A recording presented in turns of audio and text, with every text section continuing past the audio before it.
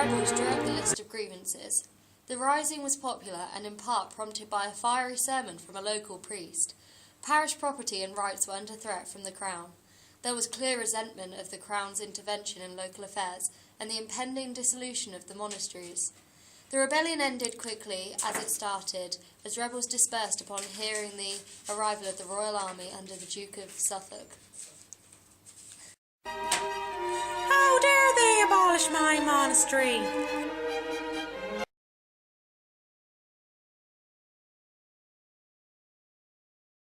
A more serious revolt took place in Yorkshire under the leadership of Robert Aske. Some 30,000 men marched on York. Aske declared the rebellion to be a pilgrimage. The rebels swore a religious oath and signed ballads in favour of the monasteries. The rebels called for the removal of evil counsellors from Henry's government, the restoration of the old faith and protection of the monasteries drawn up in Pontefract on the 21st of October. I love Robert Aske so much.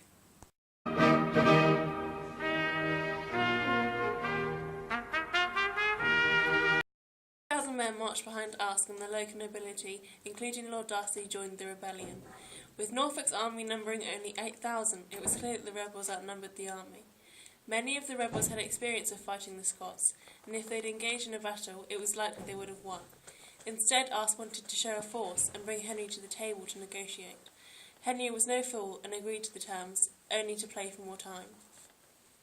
6 December 1536, as the rebels began to disperse peacefully, the government issued a free and general pardon. The rebels secured the promise of a parliament to be held by free election in York to consider the complaints.